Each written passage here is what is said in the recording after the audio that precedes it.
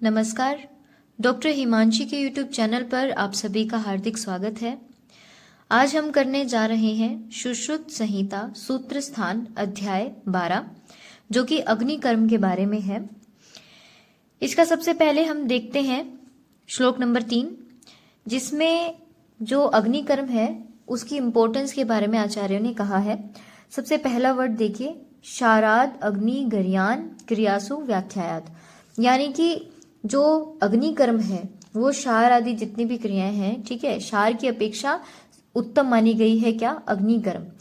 अब इसके इंपॉर्टेंस के बारे में आचार्य और एक्सप्लेन करते हुए ये जो इस श्लोक का बाकी का हाफ है उसमें बोलते हैं।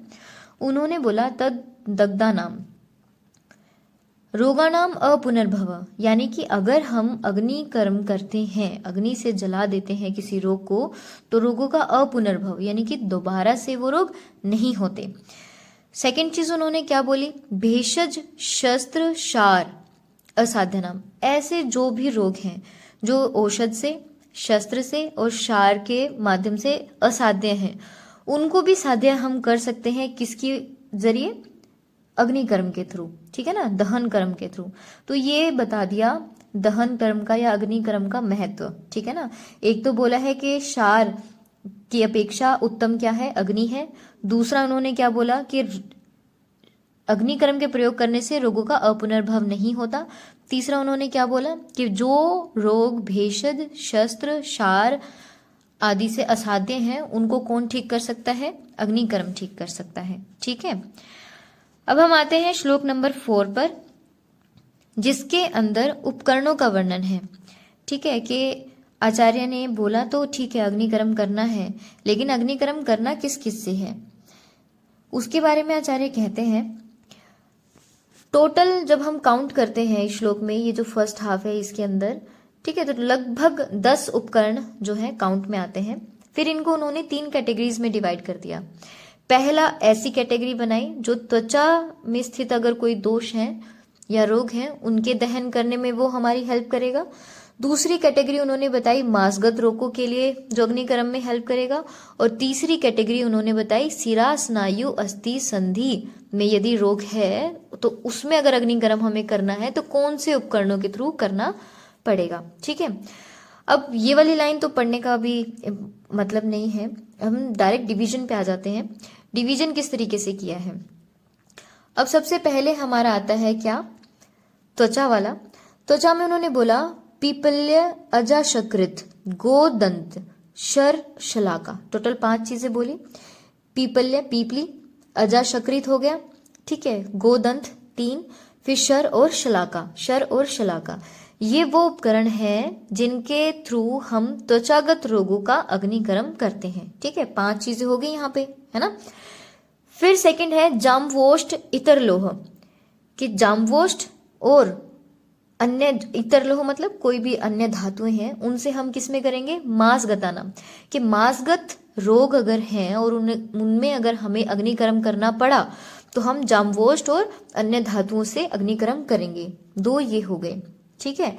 तीसरा आता है हमारा डिवीजन सिरा स्नायु अस्थि संधि वाला। उसमें क्या है? शोद्र गुड़ स्नेह, 3 चीजें ली। शोद्र मतलब शहद, गुड़ और स्नेह पदार्थों से हम सिरा स्नायु अस्थि संधिगत जितने रोग हैं उनमें हम अग्निकर्म कर सकते हैं। 3 ये हो गए, तो हो गए ना टोटल 10, 5 और 2 7 और 3 10, ऐसे 10 उपकरण बताए हैं। 3 में उन्होंने डिवाइड कर दिया, त्वचागत रोगों में अग्निकर्म करने के लिए, मांसगत रोगों में अग्निकर्म करने के लिए और सिरा स्नायु संधि अस्थिगत रोगों में अग्निकर्म करने के लिए।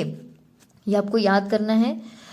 अगर आपको 2 चीजें याद हो गई तो बहुत इजी है। अब देखो सिरा स्नायु, सिरा क्या है? सिरा के अंदर ब्लड रहता है तो लिक्विड चीजें हैं, तो हमें लिक्विड से ही अग्निकर्म करना है। अब शहद भी लिक्विड है, गुड़ भी लिक्विड है, स्नेह भी लिक्विड है ना। इस तरीके से आप ये याद कर सकते हो। सिरा स्नायु अस्थि संधि में क्या आ गया? शोद्र गुड़ स्नेह। फिर मांसगत अगर है तो जामवोष्ट और धातुएं, डीप हो गया ना मांसगत, तो धातुएं वहां जा सकती हैं। तो ये 2 अगर याद हो गए तो बाकी जो बचे वो किस में आ जाएंगे? त्वचागत में आ जाते हैं, है ना। अब हम आते हैं श्लोक नंबर 5 पर। श्लोक नंबर 5 में क्या कहा है कि जो भी हम अग्निकर्म करते हैं वो सर्व ऋतुषु, सभी ऋतुओं में कर सकते हैं, एक्सेप्ट शरद और ग्रीष्म। 2 ऋतुएं ऐसी बताई हैं जिसमें अग्नि कर्म निषेध है। वो 2 ऋतुएं कौन सी हैं? शरद है और ग्रीष्म है। शरद और ग्रीष्म में अग्नि कर्म नहीं करना चाहिए। ठीक है, तो ये एमसीक्यूज में बहुत बार आता है कि किन ऋतुओं में अग्निकर्म निषेध है, तो आपको ये याद होना चाहिए, शरद और ग्रीष्म में अग्निकर्म निषेध है। आप ऐसे याद रख सकते हो, ग्रीष्म में गर्मी होती है ना, उसमें ऑलरेडी गर्मी है, आप उसमें और अग्निकर्म करने जा रहे हो, है ना। दूसरा, शरद ऋतु का क्या है? पित्त प्रकोप रहता है, ऑलरेडी पित्त प्रकोप है, उसमें आप और अग्निकर्म करने जा रहे हो, ठीक है, और गर्माहट दे रहे हो। तो इस तरीके से आप इन दोनों को याद रख सकते हो। फिर उसके बाद हम आते हैं श्लोक नंबर 6। श्लोक नंबर 6 में क्या है कि अब आचार्यों ने बता दिया कि अग्निकर्म करना है, लेकिन अग्निकर्म करने से पहले आपको क्या खिलाना है, किन किन रोगों में हमें बिना खिलाए देना है, ठीक है ना। तो ये 2 चीजें हैं जो आचार्य ने यहाँ मेंशन की है श्लोक नंबर 6 में। श्लोक नंबर 6 में आचार्य क्या कहते हैं कि सर्व व्याधि वृत्तिषु, यानी कि सभी व्याधियों के अंदर हमें पिच्छिल अन्नम भुक्तवत, अग्निकर्म करने से पहले कैसा अन्न खिलाना है? पिच्छिल अन्न। बहुत इंपॉर्टेंट है, एमसीक्यूज में, कॉम्पिटिटिव एग्जाम्स में आता है कि अग्निकर्म से पहले कैसा अन्न खिलाना चाहिए? पिच्छिल अन्न खिलाना चाहिए, ठीक है ना। तो ये तो हो गया कि सभी रोगों के अंदर हमें पिच्छिल अन्न का सेवन कराना है, लेकिन कुछ ऐसे रोग हैं जहां नील पर ओरल, यानी कि अग्निकर्म से पहले आपको कुछ नहीं खिलाना। वो कौन से रोग हैं? वो है मूढ़गर्भ अश्मरी, भगंदर, ठीक है, अर्श, मुख रोग और उदर रोग। ऐसे रोगों के अंदर हमें नील पर ओरल कुछ भी नहीं खिलाना है। ये इस बुक के अंदर थोड़ी त्रुटि है, ठीक है। जब आप ऑनलाइन संहिता देखते हो जो CCRS ने पब्लिश कर रखी है NIIMH में, तो उसके अंदर ऐसा है कि मूढ़गर्भ अश्मरी से पहले मूढ़गर्भ आता है एंड भगंदर के बाद उदर भी आता है। तो ये सारी हिंदी में लिख रखा है इन्होंने, संस्कृत में थोड़ी सी गलती है, इसमें प्रिंटिंग में थोड़ा मिस्टेक है, ये आप ठीक कर लेना अपनी बुक्स में, ठीक है ना। तो मूढ़गर्भ, अश्मरी, भगंदर, उदर, अर्श और मुख रोग, इन सभी में हमें कुछ भी नहीं खिलाना है। नील पर ओरल पेशेंट को रखो, उसके बाद अग्निकर्म कर देना होता है, ठीक है ना। वैसे सभी रोगों में क्या खिलाएंगे हम? पिच्छिल अन्न का सेवन कराते हैं, ठीक है। अब ये तो हो गया अग्निकर्म। एक क्वेश्चन और है कि रक्त मोक्षण से पहले हम क्या खिलाते हैं? यवागो का पान कराते हैं, ठीक है ना।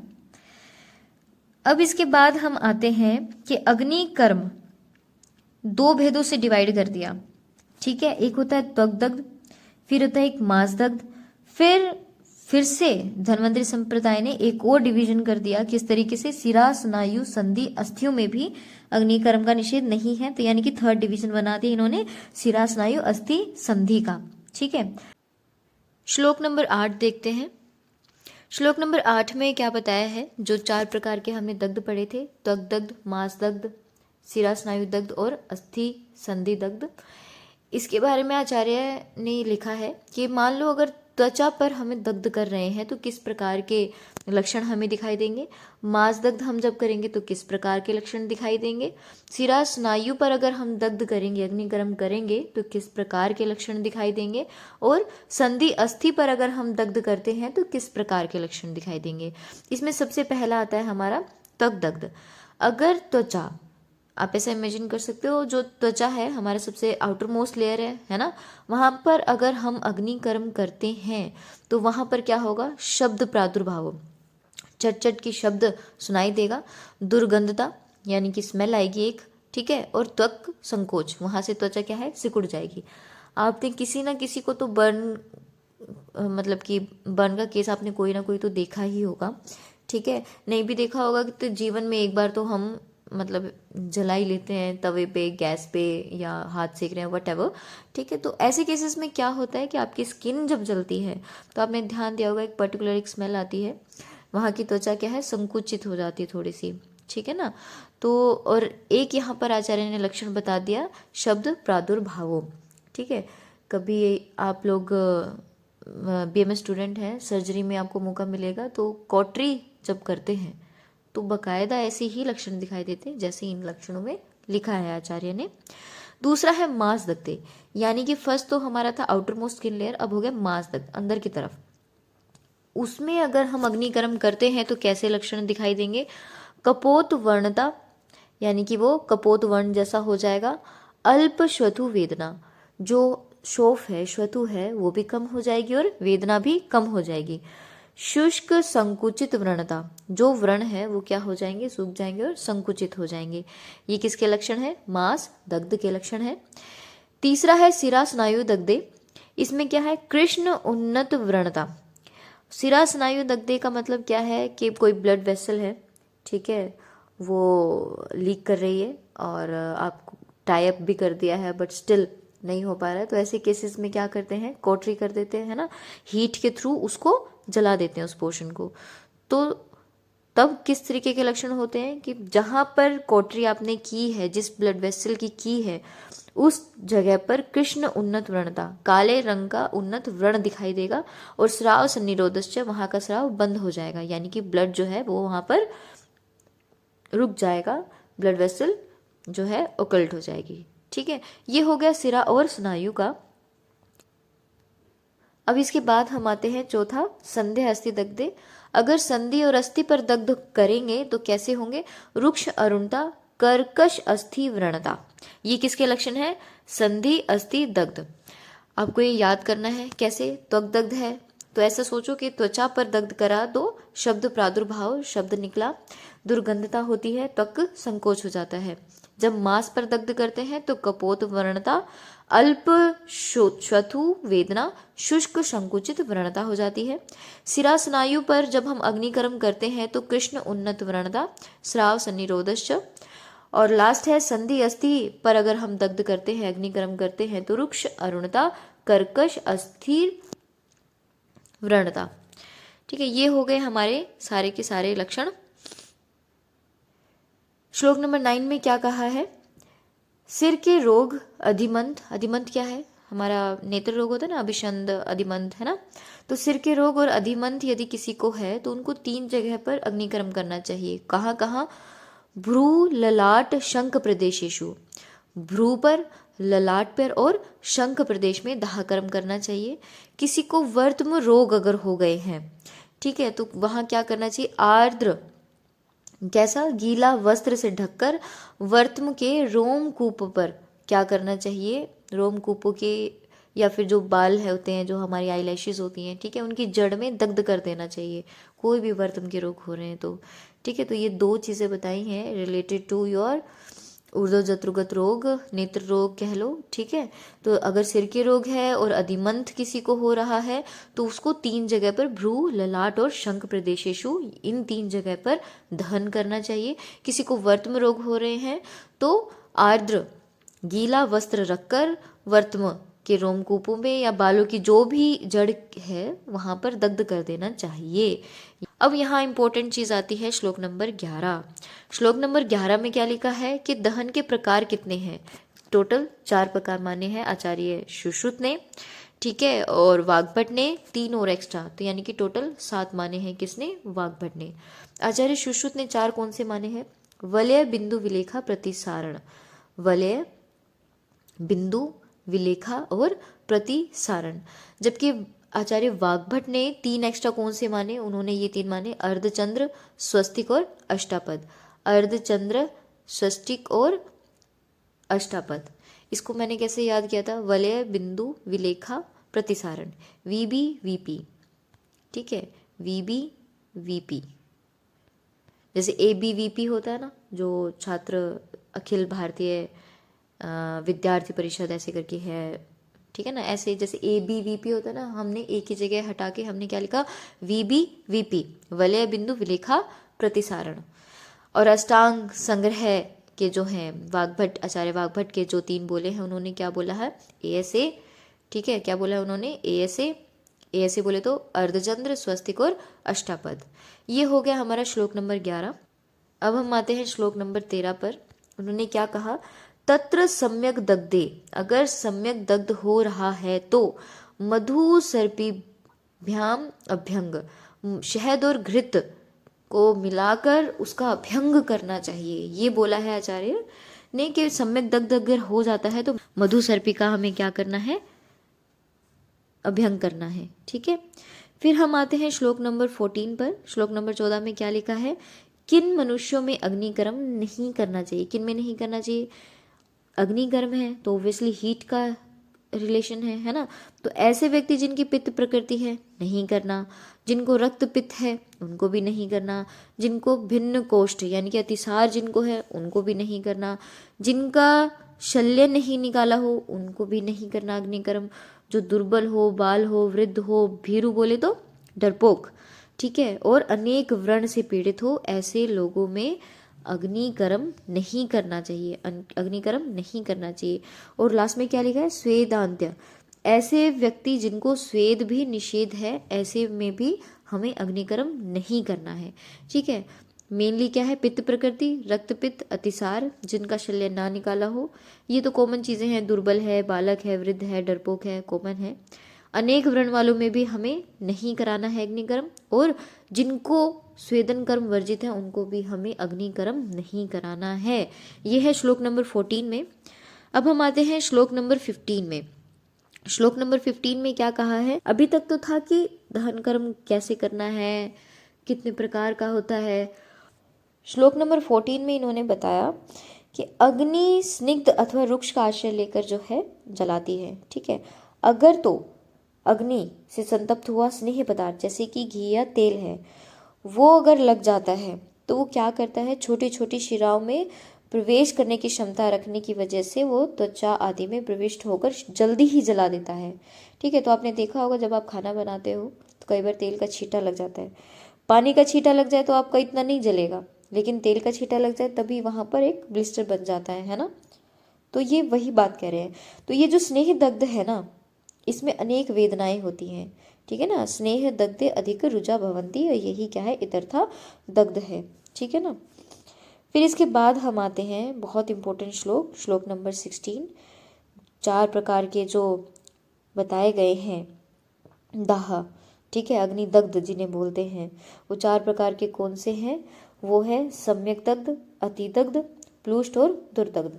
अब हम इन 4 के लक्षण देखते हैं। इनके 4 के लक्षणों में क्या लिखा है। सबसे पहला आता है प्लुष्ट दग्ध। ठीक है, चतुर्विध अग्नि दग्धम बता दिया कि प्लुष्ट है, दुर्दग्ध है, सम्यक और अतिदग्ध है। अब सबसे पहले आता है प्लुष्ट दग्ध। प्लुष्ट दग्ध में इन्होंने क्या बोला, तत्र यद विवर्ण, ऐसा जो विवर्ण हो गया है, प्लुष्टते अति मात्रम तत् प्लुष्टम। ठीक है, जहाँ पर अति मात्रा में त्वचा का रंग क्या हो गया, विवर्ण हो गया है, विकृत हो गया है, और ऐसा नजर आए जैसे वो झुलस गया है, तो उसे क्या कहते हैं, हम प्लुष्ट कहते हैं। उसे क्या कहते हैं, प्लुष्ट कहते हैं। वाग्भट ने इसी को क्या बोल दिया है, तुत्थ बोल दिया है। क्या बोल दिया है, तुत्थ बोल दिया, किसने, वाग्भट ने। फिर उसके बाद है हमारा दुर्दग्ध के बारे में। इन्होंने बोला यत्रोत्तिष्ठन्ति सफोट।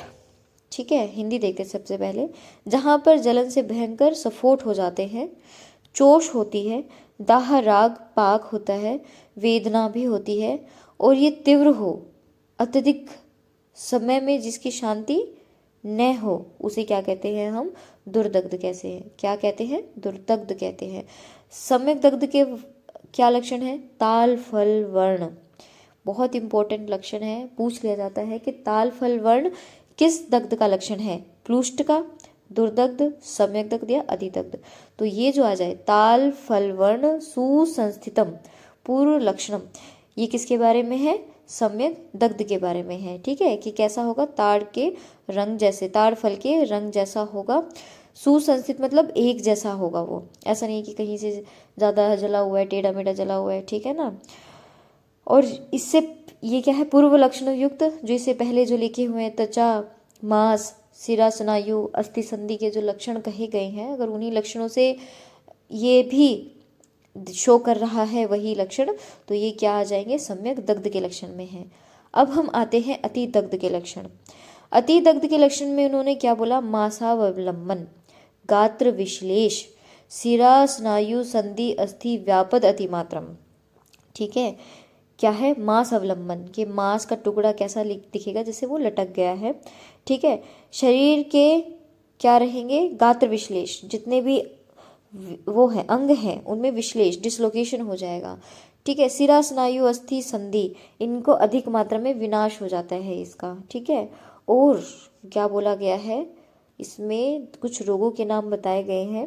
वो क्या बताए गए हैं, उन्होंने बोला ज्वर दाह पिपासा मूर्छा 4, ज्वर दाह पिपासा मूर्छा, ज्वर दाह पिपासा मूर्छा JDMP या JDPM, या फिर आप डायरेक्ट भी याद कर लोगे तो दी बेस्ट है। सीधा लिखो ज्वर में भी हीट होती है, दाह में भी हीट होती है, और जब गर्मी में हमें प्यास लगती है तो वो भी अग्निदग्ध से कोरिलेट हो सकता है। और हम गर्मी में प्यास लगती है पानी नहीं पियेंगे तो हम मूर्छित हो जाएंगे। ऐसे करके इसको याद किया जा सकता है। ठीक है, ये तो हो गया हमारे 4 जो दग्ध बोले हैं, सम्यक दग्ध, अति दग्ध, प्लुष्ट और दुर्दग्ध।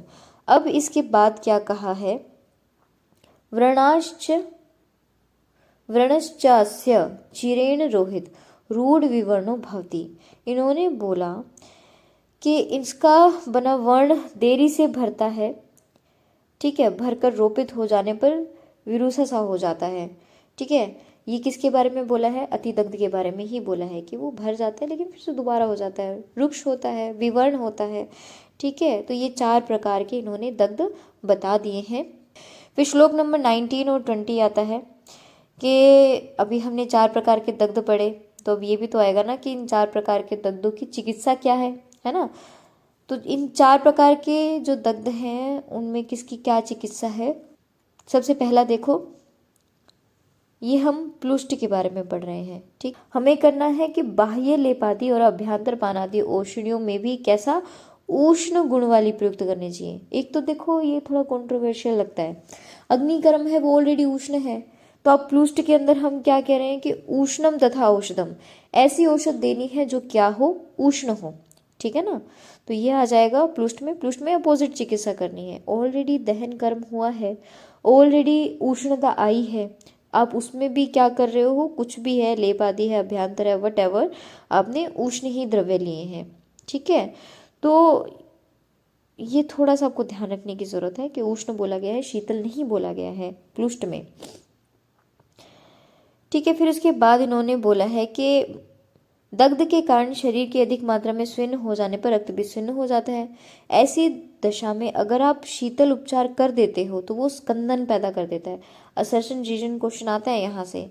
ठीक है, कि भाई किस तरीके से क्वेश्चन पूछेंगे कि प्लुष्ट दग्ध के अंदर हमें शीतल उपचार नहीं करना चाहिए। रीजन आ जाएगा क्योंकि शीतल उपचार करने से रक्त स्कंदित हो जाता है। फिर ऑप्शंस आएंगे, assertion is right, reason is right and reason is the best explanation for assertion. इस तरीके से आपका आ सकता है, तो आपको ये लिख देना है। फिर इसलिए शीतल जल या शीतल पदार्थों का प्रयोग प्लुष्ट के अंदर नहीं किया जाता। ठीक है, ये हो गया हमारा श्लोक नंबर 19-20। अब हम आते हैं श्लोक नंबर 22 पर। श्लोक नंबर 22 में उन्होंने क्या लिखा, उन्होंने लिखा कि दुर्दग्ध शीत और उष्ण दोनों प्रकार के उपचार वैद्य करे, किंतु घृत आलेप और सेब का उपयोग नहीं करना है, शीतल रूप में नहीं करना है। ठीक है, ये किसका है, दुर्दग्ध का है। तो दुर्दग्ध के अंदर हमें कैसा उपचार करना है, शीतल भी करना है और उष्ण दोनों प्रकार का करना है। और किससे करेंगे, घृत आलेप सेब का उपयोग शीत रूप में ही करते हैं। ठीक है, बाकी सारी चीज़ें तो ठीक है शीत उष्ण कर ली, लेकिन ये जो 3 चीज़ें हैं ये हमेशा शीतल ही यूज़ करनी है। कौन सी, गैस बोले तो GAS। ठीक है, घृत आलेप और सेक। उसके बाद हम आते हैं सम्यक दग्ध। सम्यक दग्ध का लक्षण हमने पढ़ा था, ताल फल वर्ण। ठीक है, अब इसकी चिकित्सा भी हम देख लेते हैं। सम्यक दग्धे तुगाक्षीरी प्लक्ष चंदन गैरिके। तो सम्यक दग्ध में हमें क्या करना है, वंशलोचन, प्लक्ष, लाल चंदन, सोना गेरू और गिलोय, इनको पत्थर पर महीन पीसकर उसमें क्या है, सर्पिशा क्या मिलाना है, मधु मिलाकर स्निग्ध आलेप क्या करना है, हमें आलेप लगाना है। ठीक है ना। फिर उसके बाद क्या है, घोड़े आदि ग्राम्य पशु, वराह आदि अनूप पशु या फिर कच्छप आदि अनूप प्राणियों के मांस को पीसकर प्रलेप करना चाहिए। ठीक है, अब मान लो यदि दग्ध स्थान पर सर्वदेह में निरंतर दाह हो तो ऐसा समझना चाहिए कि पित्त विद्रति के समान चिकित्सा कर लेनी चाहिए। ठीक है ना। तो सम्यक दग्ध की चिकित्सा कैसा बोला है? पित्तज विद्रदी के समान बोली है। अब हम आते हैं अति दग्ध पर। अति दग्ध में आचार्य ने क्या लिखा? श्लोक नंबर 25-26 को देखो। अति दग्धे शीतलाम, कैसे चिकित्सा करनी है? शीतल चिकित्सा करनी है। फिर उसके बाद कैसे चिकित्सा करनी है? विसर्प, पित्त विसर्पवत, ठीक है, पित्तज विसर्प के समान हमें इसकी चिकित्सा कर देनी चाहिए। या पढ़ो तो पढ़ लेना, तिंदुक आदि का यूज करना बताया है आचार्यों ने, ठीक है ना। फिर अब हम आते हैं श्लोक नंबर 27 और 28 पर। 27 और 28 में क्या लिखा है आचार्यों ने? इन्होंने लिखा है कि मधुच्छिष्ट जो है घृत का प्रयोग करना चाहिए अग्निदग्ध के अंदर, और विशेष रूप से रुक्ष क्रियाएं विशेषण उपचारित, कैसी? स्नेह दग्ध में क्रियाम रुक्षाम, रुक्ष क्रियाओं का विशेष करके प्रयोग करना चाहिए, ठीक है। फिर उसके बाद हम आते हैं धूमोपथ। क्या होता है? धूमोपथ क्या होता है भला? कि मान लो जैसे हम टीवी वगैरह में देखते हैं ना कि फैक्ट्री में आग लग गई है ना, बहुत धुआं धुआं हो गया, लोग वहां से खांसते हुए बाहर आ रहे हैं, दैट इज धूमोपथ। अग्निकर्म की वजह से ही हुआ है वो, है ना। अब मान लो उसको श्वास लेने में कठिनाई हो रही है, बार बार छींक आ रहा है, पेट पर जोर पड़ रहा है, ठीक है, खांसी चलती जा रही है। सधूमकनिश्वसिति घ्रेयम अन्न वेति च, फिर तथेव च रसान सर्वान श्रुतिश्चास्य उपहंते। ये सारी चीजें तो बोलती, जैसे गंध का ज्ञान नहीं होता है, रसों को पहचानने का ज्ञान भी नष्ट हो जाता है, ठीक है। श्रवण शक्ति नष्ट हो जाती है, बहुत इंपॉर्टेंट है। श्रवण शक्ति नष्ट कहाँ होगी? धूमोपहत के लक्षणों में, ठीक है। ये हो गया धूमोपहत वाला। अब बात आती है कि कोई भी धूमोपहत हो जाए वटेवर, तो हमें क्या क्या कराना चाहिए? मेनली ये सीक्वेंस पूछा जाता है, ये 4 चीज़ें पूछी जाती हैं, ये हमें 4 ही चीज़ें करानी चाहिए, ठीक है। वकसा, VKSA वकसा। व से क्या है? वमन। क से क्या है? कवल, ठीक है, वमन कवल। फिर S से क्या आ जाएगा? शिरोविरेचन आ जाएगा, और लास्ट में क्या है? आहार, ठीक है ना, आहार। अब ये जब आप ये पूरा का पूरा श्लोक पढ़ेंगे, ये हिंदी पढ़ेंगे, तो आपको समझ में आएगा। वमन किससे कराना है? मधुर और अम्ल जो रस होते हैं उनसे कराना चाहिए। कवल में क्या क्या कराना है? मधुर, लवण, अम्ल, कटु, ये 4 रस जो है प्रधान होते हैं, ठीक है, मधुर, लवण, अम्ल और कटु। फिर आता है शिरोविरेचन। शिरोविरेचन किससे कराते हैं? लघु और स्निग्ध। और विरेचन किससे कराते हैं? शिरोविरेचन करा दिया। अब आहार किससे देते हैं? लघु स्निग्ध से देते हैं, ठीक है। तो यहाँ तक हमारा हो गया है। अब इसके बाद हम आते हैं श्लोक नंबर 37-38। इसमें कुछ नहीं है, इसमें यह कि अगर गर्मियों के टाइम पे लू चलती है ना, गर्म हवाएं, बहुत तेज़ गर्म हवाएं चलती हैं, उसमें क्या करना चाहिए? उसमें कुछ नहीं, शीतल उपचार करना है, ठीक है। अत्यधिक क्या करना है उसे? शीत वर्षा अत्यधिक ठंड वायु में दग्ध रोगी में स्निग्ध और उष्ण उपचार प्रशस्त रहता है। कैसा उपचार प्रशस्त रहेगा? स्निग्ध और उष्ण उपचार जो है वो प्रशस्त रहता है। फिर उसके बाद लास्ट में इंद्र प्रजाति दग्ध यदि जीवित अवस्था में हो तो उसे क्या करते हैं? स्नेह, अभ्यंग, परिषेक और प्रदेह कर देते हैं, ठीक है। Thanks for watching.